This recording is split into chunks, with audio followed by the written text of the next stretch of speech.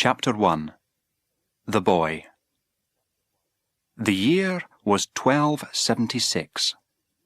In a quiet, sunny Scottish valley, a group of Scottish nobles rode towards a farm. The nobles rode handsome horses and wore rich clothes. Each noble had a boy with him, but they carried no weapons because this was a meeting of truce. Scotland had no king. The old king died without a son or daughter. The English king, Edward I, wanted to choose a new king for Scotland. The Scottish nobles wanted to choose their ruler, so there was war. The fighting went on, and things were difficult. There was no food because the farmers were fighting for the nobles. Edward I, Longshanks they called him because he had long legs, called a truce. The bravest nobles came, leaving their weapons behind. They came to the meeting place, a large farm building that belonged to a farmer called MacAndrews. They tied their horses outside and went in. One of the neighbouring farmers was a man called Malcolm Wallace. He was a strong, brave man who wanted Scots to rule Scotland. He had two sons, John, who was 18, and William, then only 7. William had his father's blue eyes. Malcolm's wife died when William was born.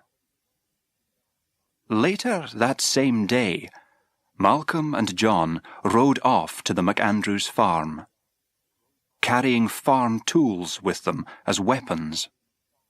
William watched them. He loved his father and wanted to be like him. He ran to his horse and rode after them. They stopped on the hill above the farm. "Stay here," Malcolm said to William. When Malcolm and John arrived at the farm building, everything was quiet. No people, no horses. They held their weapons ready and pushed open the door. They looked up, and their hearts stopped. 30 nobles and 30 boys, and 1 farmer, all dead, tied by the neck. They heard a sound behind them and quickly turned. William stood there, looking up at the bodies. "William, get out of here!" shouted John. At first, William did not think the bodies were real. Then he touched one and realized. He shut his eyes to the terrible picture and ran this way and that, knocking into bodies. Malcolm caught William and held him. "English murderers," he said.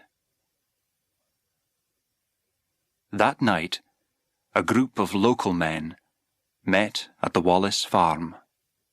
William listened from the door.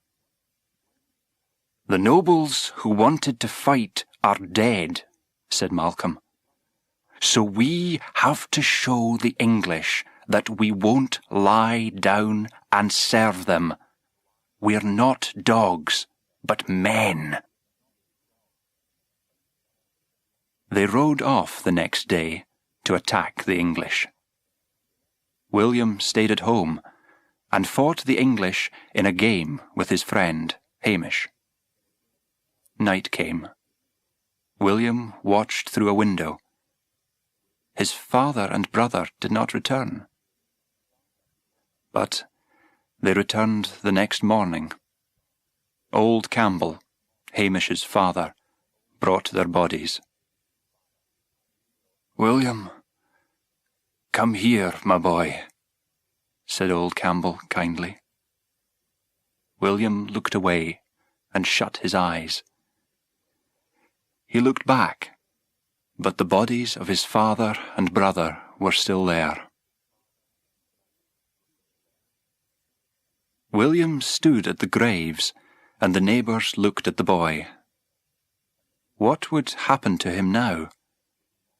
A little girl of 5, with long red hair, came towards him. She handed William a flower, the purple flower of Scotland. Their eyes met, and then the girl walked back to her mother. A tall, dark man rode towards the crowd who stood near the graves. William looked at him. "Uncle Argyle?" William said. That night, the boy and his uncle sat together at the table. Argyle had no wife or children, but he would take the boy home with him.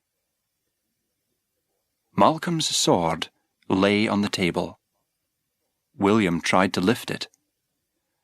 "First learn to use this," Argyle said, pointing to William's head, "and then I will teach you to use that." William did not take much with him to Argyle's house, only his mother's wedding dress and his father's sword. When they left the empty farm, he looked back only once. Chapter 2. The Rebel. Years later, a beautiful young French princess walked through the great rooms of a London castle. She came into a large room. Longshanks, tall and handsome, stood in front of his nobles. He saw Isabella. "Where is my son?" he shouted. "I send for him, and he sends you, his new wife. How can the son of the King of England be so weak?" His eyes shone angrily. He turned back to his nobles. "I want to rule France, but first I must rule Scotland. Nobles are the key to the Scottish door. We must give land here in England to Scottish nobles. We must give land in the Highlands and Lowlands of Scotland to our own nobles." "But our people do not want to live among the Scottish rebels," said one old noble. "Then we shall make a better offer. We shall bring back the old rule of first night. A girl who lives on a noble's land must spend her wedding night with the noble of the land, not with her husband." Isabella's blood went cold. She thought of her own wedding night just past. Her new husband did not come to her bedroom. He preferred to be with his friend, Peter. Longshanks looked at her, smiling. Soon after, many miles north of London, a group of horsemen rode up the hill to Edinburgh Castle. In the centre of the group was a handsome young man on a fine horse. His shoulders were strong, and he carried a heavy sword at his side. Robert, 17th Earl of Bruce, was a fighting man. 24 Scottish nobles, all friends of Robert, the Bruce, sat round a large table in the central room of the castle. When Robert came in, they were silent. Robert the Bruce wanted to be king of Scotland, and these men were on his side. Another Scottish family, the Balliols, also wanted to rule. They had many friends too, and there was war between the two families. The Balials and the Bruces were all brave men, but people could not trust them. They looked after themselves first, and Scotland second. Sometimes they fought with the English, and sometimes against them. Lord Mornay, a young noble and friend of Robert, spoke. "The people want us to fight now. They're very angry about this new English rule of first night." "We must wait," said Robert, "until we are ready." A day's journey from Edinburgh, there was a different world. Lanark was a village of rough streets and stone houses, a market for local farmers, a place for people to meet. Today was market day.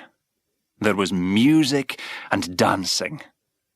There was good food to eat and beer to drink. English soldiers watched. Market days were good for the English rulers. When the people were enjoying themselves, they were not fighting. They watched a young man ride into the village. His eyes were blue, and his hair was light brown, shining yellow in the sun. He wore a farmer's clothes, but he did not look like a farmer. With his straight back, strong body, and intelligent face, he looked dangerous. Everyone noticed the new arrival. Old Campbell, his bright red hair now going grey, watched with his old rebel friend, MacLanach. The young man got off his horse and walked through the crowd. "MacLanach," old Campbell said quietly. "Could that be William Wallace?" Murren MacLanach was also watching.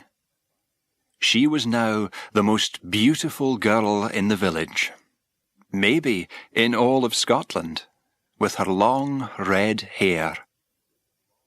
She was standing in a group of girls. William saw her.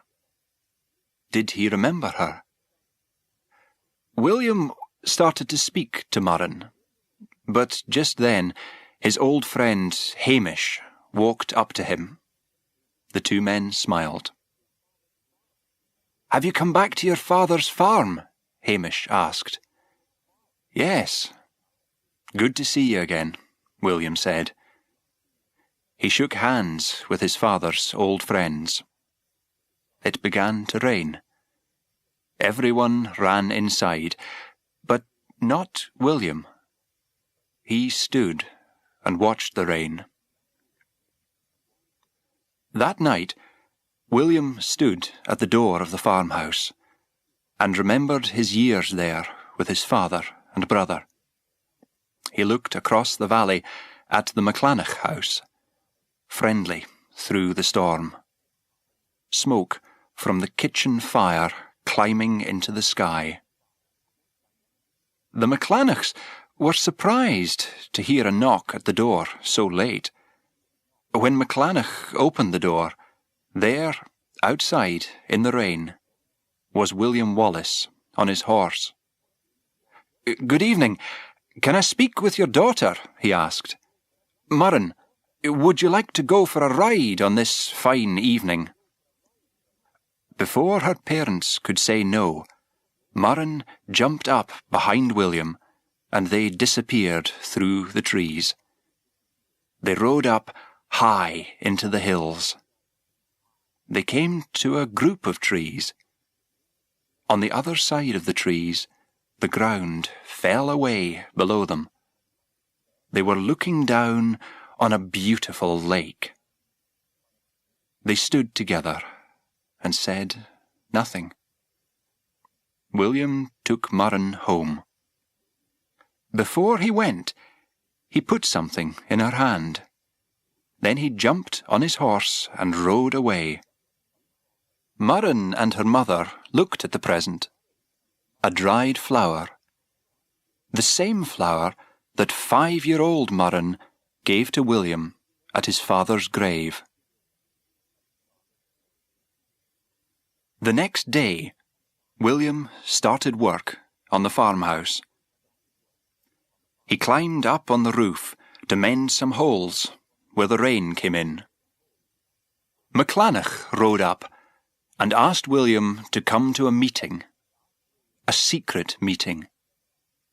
They rode together deep into the hills. There they met with 20 men, all farmers. "We put ourselves in danger to bring you here, because you are the son of Malcolm Wallace. Do you understand?" "I do," William answered. He knew rebels when he saw them. "Every day the English send in more soldiers. When Malcolm Wallace was alive, we met here for every attack," old Campbell explained.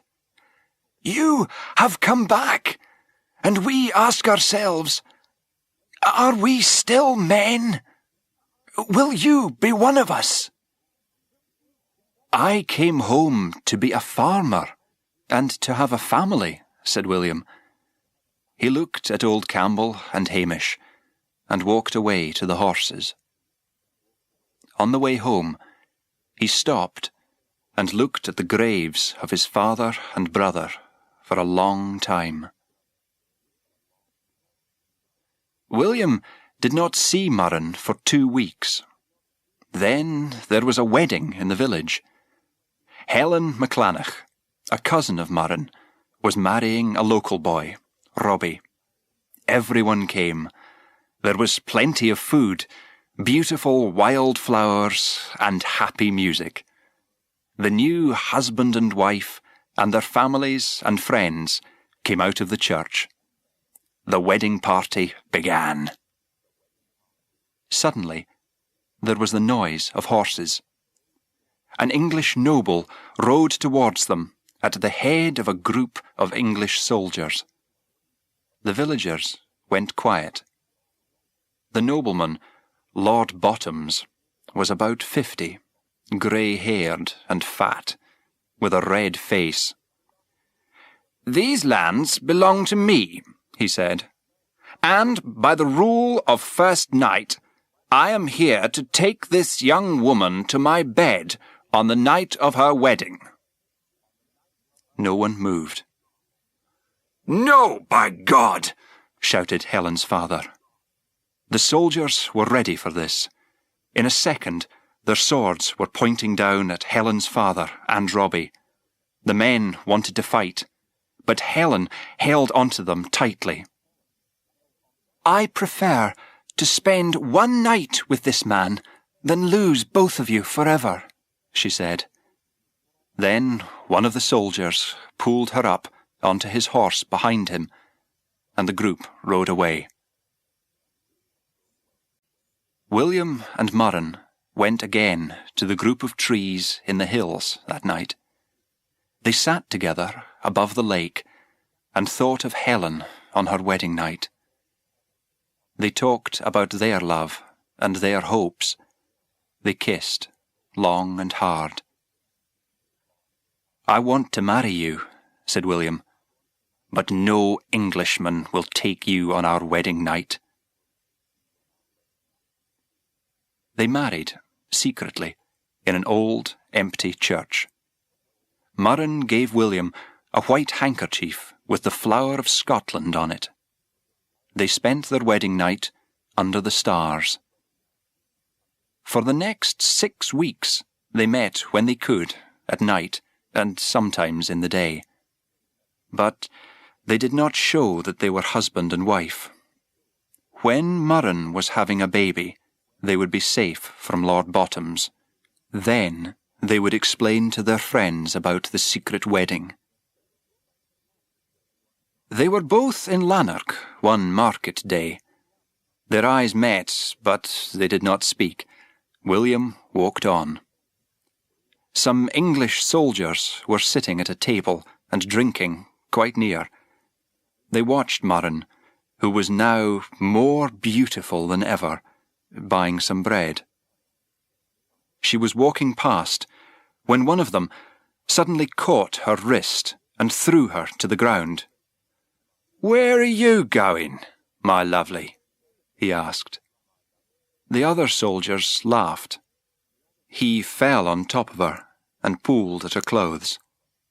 Murren bit him hard and tried to get away. Suddenly, William was there, and he caught the soldier's arm from behind. He threw him into his friends and turned the table over on top of them. One of the soldiers began to shout, "Rebels! Rebels!" Other soldiers came running. The villagers tried to stop them. "Run, William, run!" they shouted. "Are you all right, Murren?" William asked. "Take the horse and go. I'll meet you at our group of trees." William fought off 2 more soldiers. He watched Murren escape. Then he ran off through the crowd, in and out of the narrow streets. Soldiers were everywhere. Heselrig, head of the English soldiers, arrived, too late. William escaped into the trees and disappeared. He thought Murren was free, but Murren did not escape. She fell from her horse, and the soldiers caught her. William arrived at the group of trees in the hills. "Murren," he called softly, and then again, more loudly. "Murren!" He shouted, but there was no answer. Murren was in prison.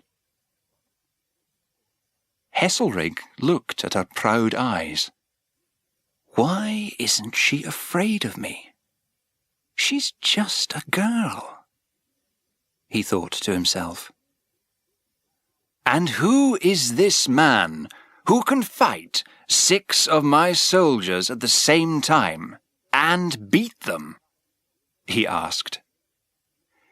"His name is William Wallace," one of the soldiers answered. "He has a farm along the valley. Let's burn it. I want him, not his farm. And he wants you, my beautiful girl, and you will bring him to us." Heselrig took Murren into the village square and tied her to a tree. The villagers came to watch. "An attack on the king's soldiers is an attack on the king, and this is what happens," he shouted. He calmly walked up to Murren, took out his knife, and cut her throat. Blood ran from the cut, and she was dead. William found his friends at old Campbell's farm.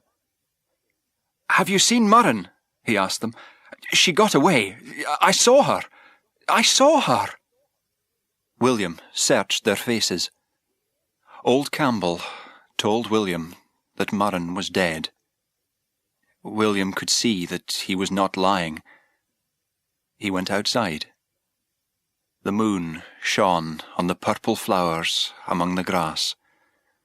William's wild screams, angry and sad, cut through the black night.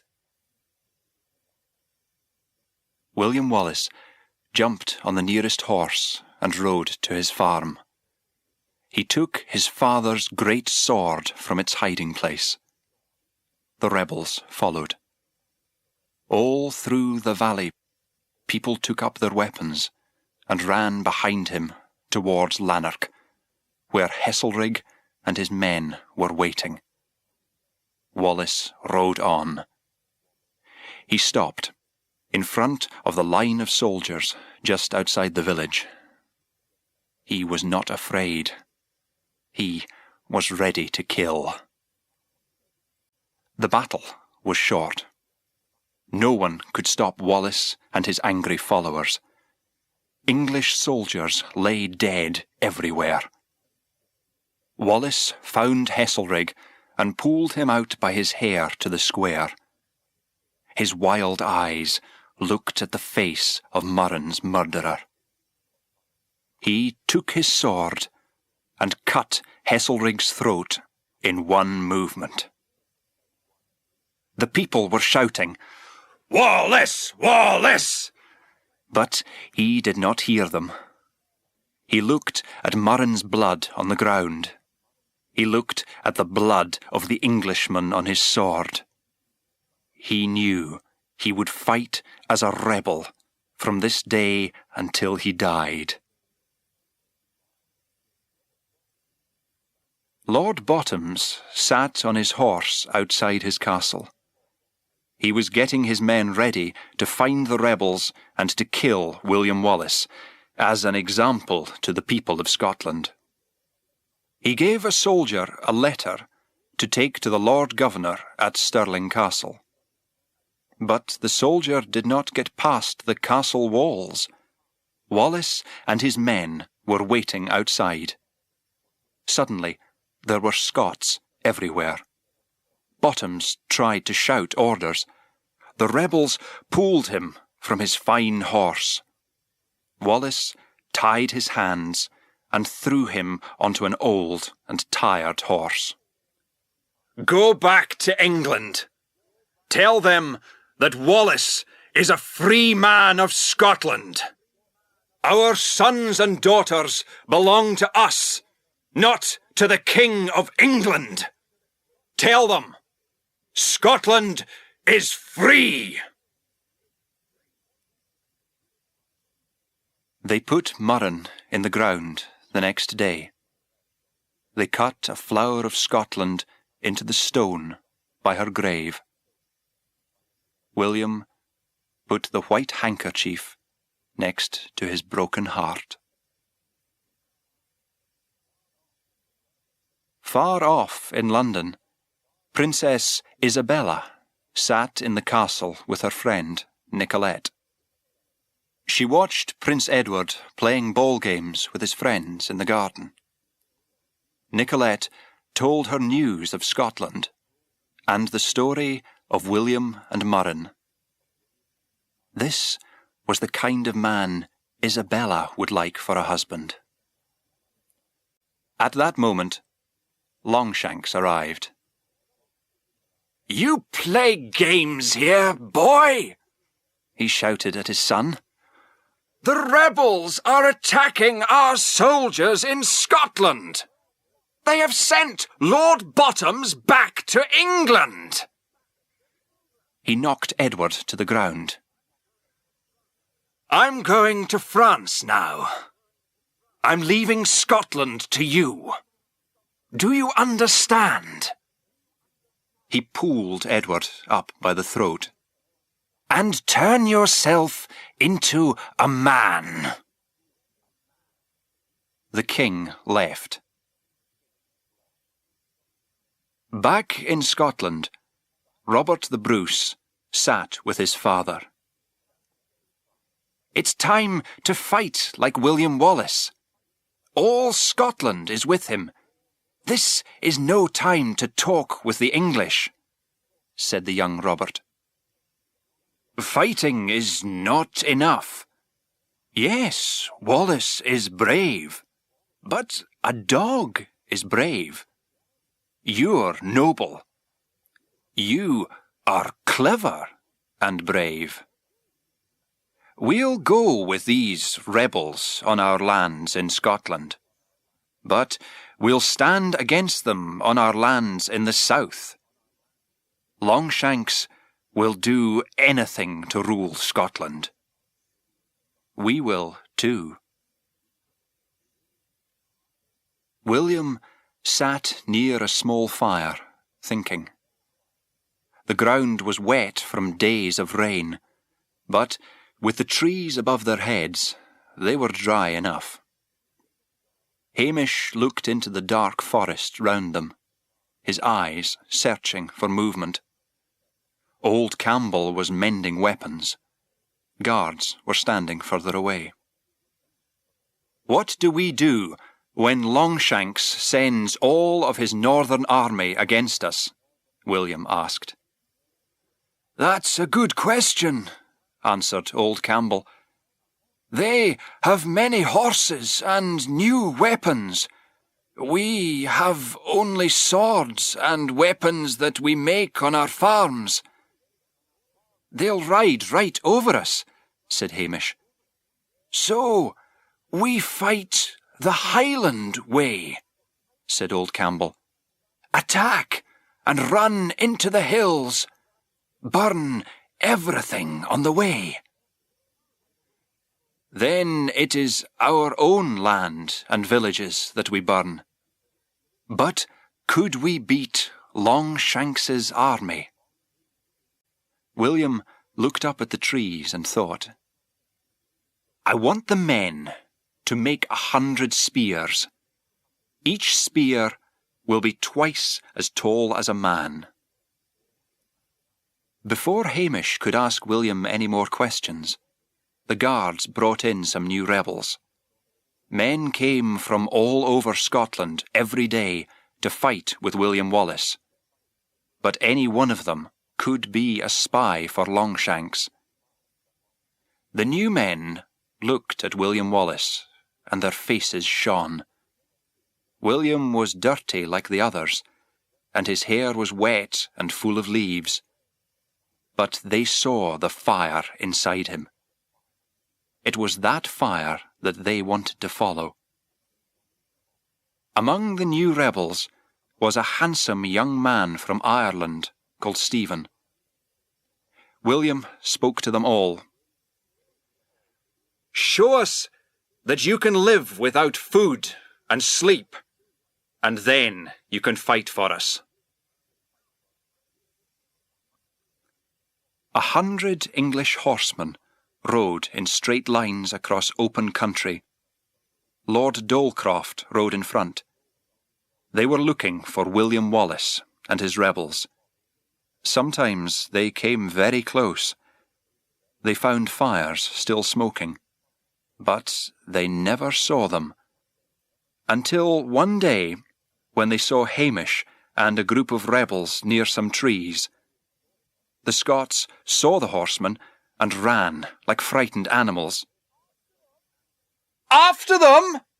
Dolecroft shouted and kicked his horse. They followed Hamish and his hungry and tired men across an open field with low hills all round. "Now we have them!" shouted Dolecroft. He rode into the field, but the ground was very wet and the horses' legs disappeared up to their knees. Suddenly, there were Scots everywhere, waving swords above their heads. William Wallace gave the order to attack. Every Englishman died.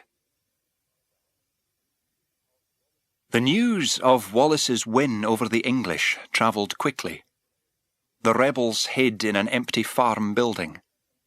The farmer was friendly and gave them food and clothes. William slept, while old Campbell and Stephen talked about battles and how to win them. Hamish came in. "News has arrived," he called softly. William woke up. "The English are sending a great army to Stirling Castle. Some say there are 10,000, some say 20, and the Scots are coming down from the Highlands. Hundreds of them." Stirling Castle stood high on a hill above open country. A river cut through the field in front of it. A wooden bridge crossed the river in front of the castle. On the 17th of June, 1297, a group of Scottish nobles stood on a smaller hill looking down onto the field, ready for battle. Robert the Bruce was in prison, so Lord Mornay took his place at the head of the Scottish army. From the other side of the bridge, they watched the great English army moving. "It looks like 20,000, shouted Lachlan, another noble. "But our spies say it is 10,000. "And we have only 2,000, said Mornay. The nobles did not think there would be a battle. They were ready to make a truce with the English. The English army stood in front of the castle walls and along the river. They were in straight lines, foot soldiers with swords at the front, horsemen with spears at the back. Their weapons were new and shining. The Scots had leather shirts and farm tools. "So many," said one young soldier, looking over the river. "If the nobles make a truce, they'll send us home," replied an old soldier standing next to him. "If not, we'll attack.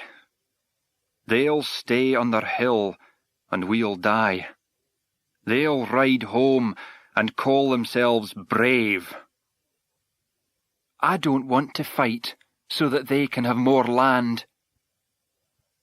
"Neither do I," said the old one, and he turned and walked away from the battle towards home. Others followed, first one by one, and then in groups. Lachlan shouted at them to stop, but they did not listen. "Why do they have to die for us?" said Mornay. But suddenly they did stop. William Wallace rode into the middle of the Scots army with his rebels, his fair hair flying in the wind, his strong arms showing under his ordinary leather shirt. He rode up to the nobles. "This is our army," said Lachlan. "Do you want to serve?"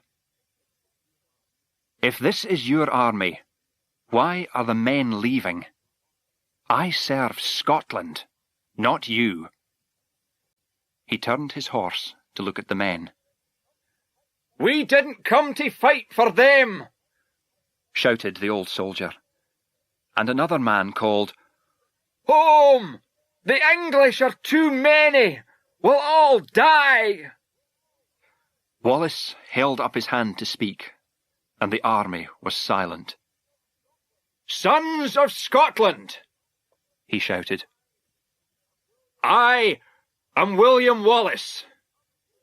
You have come here to fight as free men. Yes, if you fight, perhaps you'll die. If you run, you may live for a time. But at what cost? Perhaps they'll kill us. But I say, we'll always be free." The army of Scotsmen answered with one voice. A great shout went up. "We will be free!" "Fine words," said Stephen, coming up behind Wallace. "Now what do we do?" "Follow our plan. Bring out the spears. Put them in the front line," ordered Wallace. Then he rode with Lachlan and Mornay to talk to the English. They met on the bridge. Lord Talmadge, head of the English army, made an offer. "The king will give you lands in York," he began. Wallace stopped him. "I have an offer for you," he said. "Take your army straight back to England. Ask every Scots man, woman, and child on the way to forgive you for 100 years of murder and stealing. Then, perhaps, you and your men will live. If not, every one of you will die today." Wallace turned to Lachlan and Mornay. "Be ready. "Follow my orders," he told them. He rode back to the army, and they followed. The English quickly moved their horses across the bridge. They lined up opposite the Scots. Then the English foot soldiers began to cross behind them. The English horsemen stood tall and proud. Their horses were in purple and red. No one could beat them. Talmadge ordered them to attack. The Scots stood and waited. The English horses came at them, nearer and nearer. "Wait!" shouted Wallace. "Wait! Now!" Wallace's men brought out their secret weapons, long spears, each one twice as tall as a man. They pointed them at the horses. The English could not stop their horses, and their swords were too short. The long spears cut the men and horses to pieces. Everyone on the battlefield listened to the screams of the dying English. The English pushed their foot soldiers across the bridge. Following Wallace's orders, Lord Mornay rode with his horsemen away from the battle. The English saw Mornay leave and thought now they would win. Wallace lifted his sword. "For Scotland!" he screamed. He ran towards the English, his brave rebels behind him. They attacked and killed all the soldiers in the field, and then pushed onto the bridge. More English soldiers were still trying to get onto the bridge from the other side. The Scots caught the men in the middle and cut them down. The water below the bridge was red with blood. The English began to realize that they could not win. Some stayed and fought bravely, but others turned and ran. Among them, Lord Talmadge. Just at that moment, Mornay and his men attacked the English from the side. The river was easy to cross on horseback behind the trees to the east. The English ran, trying to escape the Scottish swords. The terrible Battle of Stirling was finished. The Scots lifted Wallace up onto their shoulders. The nobles and ordinary Scotsmen shouted with one voice, "Wallace! Wallace! Wallace!" On a field in northern France, the English king was angry. His army was fighting a long, slow war against the French. "Why aren't we already in Paris? We'll have to spend the winter here now." "We cannot," answered General Peters bravely.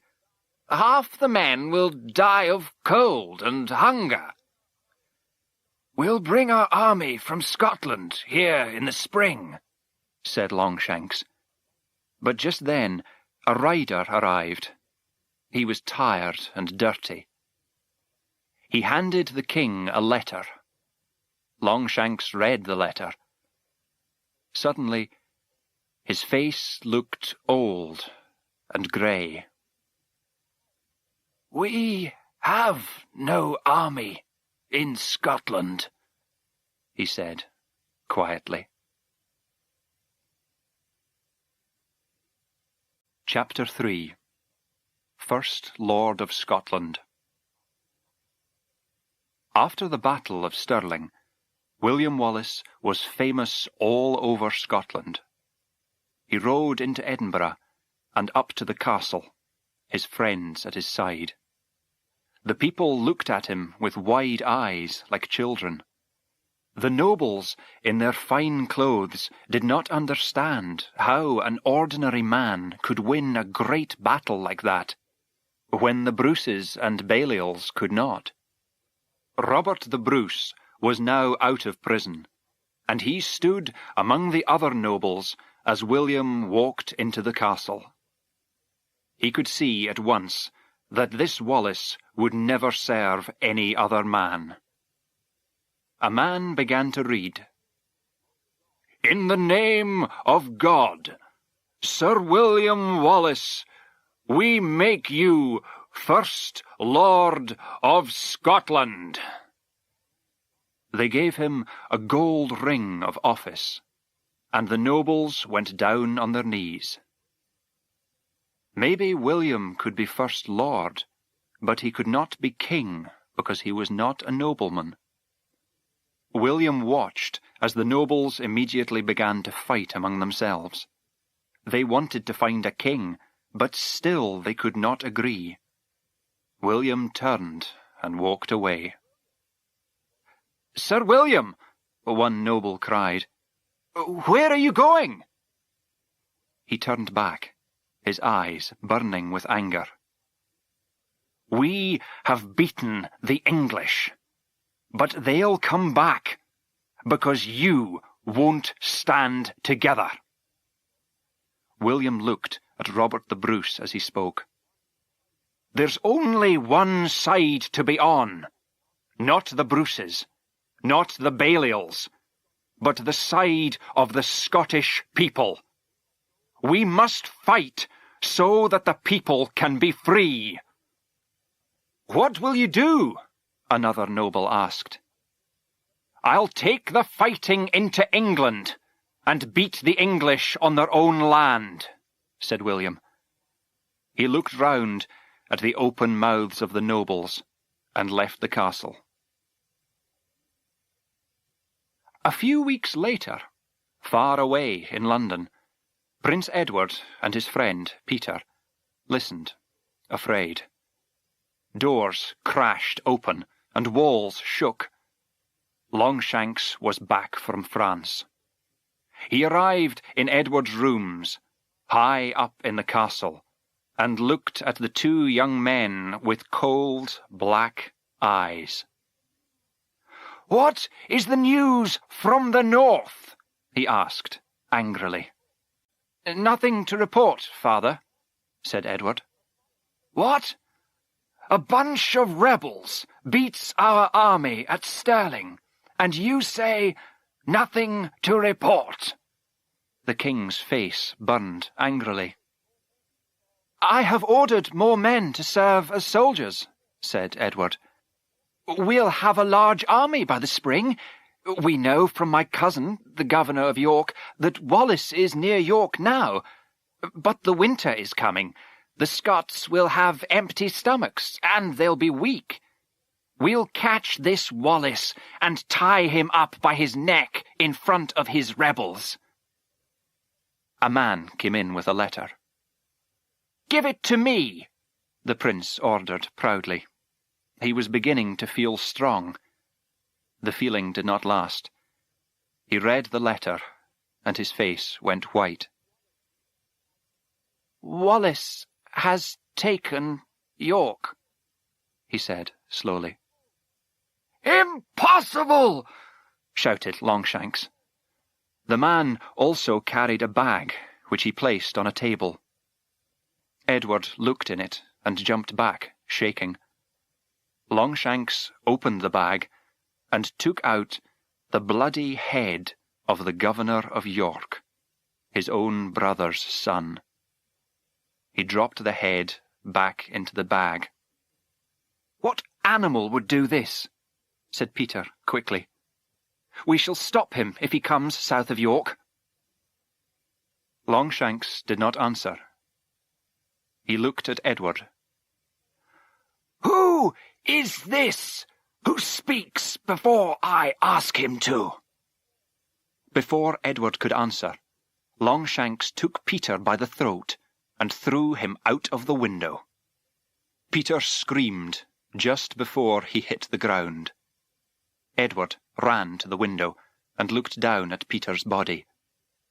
Peter was the only person that he loved and trusted, and now his body was broken and bloody on the stones far below.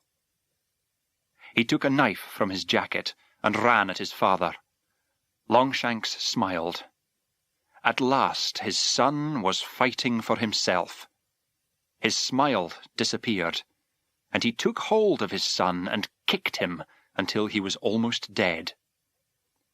"We must make a truce with the Scots," said Longshanks, feeling nothing for his son lying on the ground. "But who should go? Not this weak son of mine. Not me. I do not want my head brought to London in a bag. Who can I send?" The Scots army were resting outside York. They mended their clothes and weapons. William, Hamish, and Stephen were in the governor's rooms in the city, studying his papers. Old Campbell hurried in, almost too excited to speak. "A group of Longshanks's men are here. They want to make a truce. Be careful, William. Perhaps they want to kill you." "I hope they do," said Stephen, putting on his leather jacket. "I haven't killed an Englishman for 5 days." When William and his 6 riders arrived at the meeting place, they found French guards outside the English tent. "Longshanks, I have come!" William shouted at the entrance. The guards pulled back the sides of the tent door, and there, in the shadows, stood a tall woman in fine clothes. William began to shake. Hamish looked at old Campbell. She was just like Murren. And when she moved towards them and into the light, she was more like her. "I am the Princess of Wales," she said, "wife of the king's son. I come from the king, and I speak for him." William looked at her and thought of his lost love. Isabella saw in him everything she wanted in a man. He was tall and strong. His hair was wild, and his eyes were soft. Here was a man who could win battles, a man that armies would follow.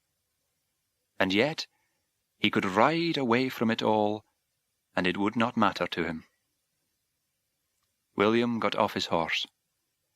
In his eyes, Isabella saw something new in the face of a man, a deep sadness, and she knew that it was for Murren. "It's battle that I want, not talk," said William. "But now that I am here, will you speak with the woman?" She went into the tent, and he followed her. Inside were Nicolette and Lord Hamilton, one of Longshanks's men. "I understand that you are now First Lord of Scotland," the princess began. "Did God tell you to kill the good people of York?" "We attacked York because every English attack on Scotland starts from there," said William. "And to cut off the head of my husband's cousin?" "Your husband's cousin found and murdered all the Scottish women and children in York before we attacked. They threw more than 100 dead people over the city walls." "That is not possible." Isabella went white and looked at Hamilton. She saw that it was true. "He's lying," said Hamilton, speaking to her in Latin. When William answered them in Latin, they both jumped in surprise. And then he spoke in French. "Ask your king who is lying." The princess asked Nicolette and Hamilton to wait outside. She made the king's offer of land and money. Wallace turned to leave. Isabella spoke quietly so that no one could hear. "I know your story. I know of Murren." "She was my wife," William said, just as softly. Suddenly, he wanted to talk, and he told her of Murren, of everything that happened many years before in the MacAndrews farm building, when he and his father found 30 murdered Scottish nobles. You are strong inside like Murren. You will be a good queen. Tell your king that he will never rule William Wallace. He will not rule any Scot while I live. William walked through the empty streets of York that night. When the sun started to come up, he returned to Hamish and the others. Their fire was still burning. "Want some food?"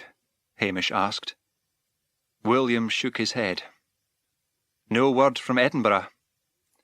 "Yes." Hamish waited for a few seconds and then went on.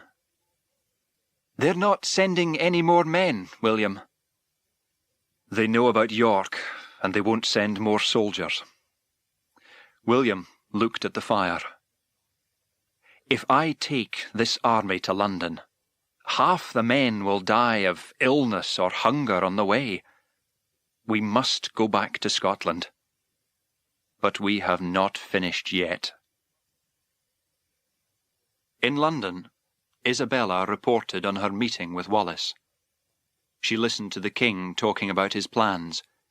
Soldiers were already on their way from Wales and France, and with terrible new weapons that could cut through metal like a knife through butter. She realized that the king did not want a truce. Her words to William Wallace were lies. The king used her to win time. And now his soldiers were getting ready to attack the Scots army from the sides and from behind. She returned to her rooms, shaking angrily and thinking of a plan. "I will send Nicolette to my castle in the north," she thought. "On the way she can find Wallace and his men. She can tell them the king's plans." The Battle of Falkirk was more terrible than Stirling. Of all the Scottish nobles, only Mornay was there with 100 riders. Robert the Bruce did not come. The famous Scottish spears lined up. The English horses began the attack from the right. The English foot soldiers shot their terrible new weapons at the spearmen from the left. Wallace ordered Mornay to attack the foot soldiers before they could shoot again. Mornay did not attack. From the English side, Longshanks watched Mornay riding away from the battle with his men. The English nobles turned to their king in surprise. Longshanks explained. "His payment is new land in England and Scotland." William felt helpless. With Mornay gone, no one was guarding the spearmen. The English foot soldiers shot again, their terrible weapons cutting the Scottish spearmen to pieces. The rest of the Scottish army did not wait for orders. They ran, screaming, towards the English. The battle was long and hard. Soldiers on both sides fought bravely, but there were too many English. Towards the end of the battle, the English horsemen attacked again. Wallace saw them coming. He pulled the first rider to the ground. It was Robert the Bruce, fighting for the English. Wallace looked at his face. In that second, he realized that there was no hope for Scotland. He felt weak. The Bruce waved his sword at Wallace. "Fight me! Fight me!" he shouted. But Wallace could not fight now. He took the gold ring of office off his finger and threw it at Robert the Bruce's feet. Stephen rode up quickly. He pulled William up behind him onto his horse, and the two rode away from the battle. Robert the Bruce watched Wallace escape. He looked at the ground and saw the blood of his countrymen. "I will never fight on the wrong side again," he said. A few days later, William was at Murren's grave. Rain fell hard on his face. He held in his shaking hand the white handkerchief, something from a better world. Rain was falling in London, too. Longshanks was smiling. All the Scottish nobles have agreed to serve me as their king. Now we can send soldiers from Scotland to fight in our armies in France. Well, my flower, he said, turning to Isabella, we have seen the last of your Wallace, I think. She looked out of the window, her eyes as wet as the rain. Chapter 4. Breveheart. William spent some months in France and Italy, asking for help for Scotland from the King of France and the Pope. He returned to Scotland with empty hands. They would not help. Lord Mornay lay in bed, looking out from the window of his high room at his rich land. When he slept, his head was full of pictures of William Wallace, running towards him at Falkirk, with his sword held high and murder in his eyes. Suddenly, Mornay heard the sound of a horse, not outside the castle, but inside. Impossible! Surely he was asleep. Then he heard shouts, too, and screams from below. Then silence, and then a sudden great crash. William Wallace rode into his bedroom. Mornay never spoke again. Wallace cut through his neck with one quick movement. The guards at the door stood with their mouths open. Wallace threw a jacket over his horse's head. He kicked the animal hard. The horse jumped, crashed through the window, and horse and rider sailed through the air, down, down, past the castle walls and into the lake below. They swam to land. Wallace got on his horse and rode away. From behind him came the shouts, "Wallace! Wallace!" Isabella found Longshanks and Edward in the castle garden. You smile? You have heard the news? The rebels are starting to fight again in Scotland, said Edward. I smile because I have a plan to catch your Wallace, she spoke to the king. Send me to my castle in the north to speak for you. Wallace trusts me. Find 30 of your best killers. I will find a place for a meeting. He will come to the meeting, and we will kill him. Easy. Longshanks, now old and weak, studied her strong face. You see, my stupid son, I have found you a real queen. Hamish and Stephen brought William the news. Longshanks has sent the princess to make a truce. And where does she want to meet? Asked William. It's very strange. In the MacAndrews farm building. William and his friends arrived at the farm building.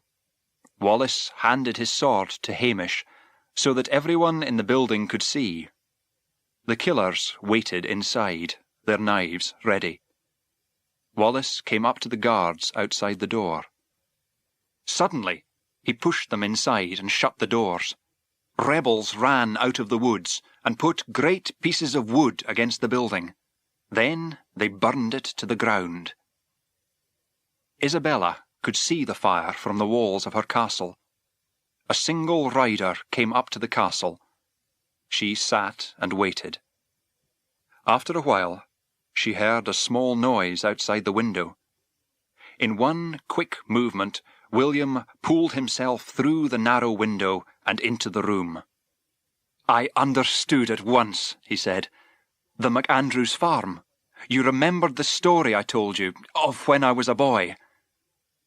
I am so pleased to see you, said Isabella, softly touching his face. I know that when you looked at me, you saw her. He turned away. You must forgive how I feel, she said. No man has ever looked at me as you do. A queen must love her husband, but she must also give him a child. With my husband, I cannot do both. Just think, she went on.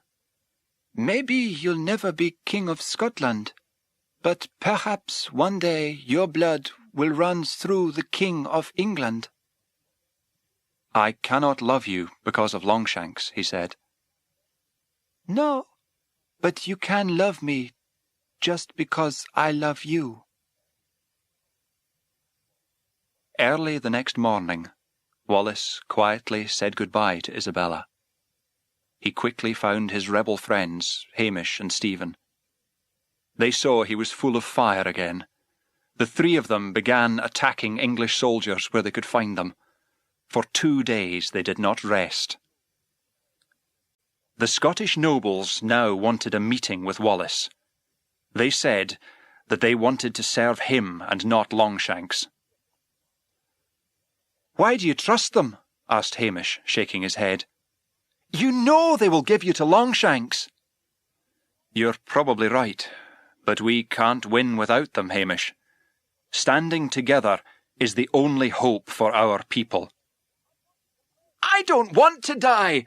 I want to live! Shouted Hamish. So do I. I want a home and children. I've asked God for these things, but He has brought me this sword, and if He wants me to die for my country, then I will. The three rode to the meeting place. On the way, William gave his knife to Stephen and his sword to Hamish. He felt that he was seeing them for the last time. Here he is, said Robert the Bruce, looking through a window. And he has no sword! My God, he has a brave heart! William came into the house. He looked into the eyes of Robert the Bruce. The two men now saw the same picture, a free Scotland. William held out his hand towards Robert the Bruce. In seconds, there were English soldiers everywhere. No! Screamed Robert the Bruce, who knew nothing of this plan. They tied William up like an animal, took him to London over the back of a horse, and threw him in prison. Longshanks was very ill. He was dying. He could not speak with his voice, only with his eyes. Isabella went to see him. She pulled him close to her by his hair, and spoke so softly in his ear that Edward could not hear. You see, we all die. Wallace will die tomorrow. But before you die, listen to this. Your blood dies with you. A child who has the blood of William Wallace is growing inside me. William Wallace died slowly in front of a great crowd on the 23rd of August, 1305. They did terrible things to his body so that he would ask for forgiveness, but he would not. In the last seconds of his life, he saw Hamish and Stephen in the crowd, and behind them, Murren. For a moment he felt strong, and he cried out, "We will be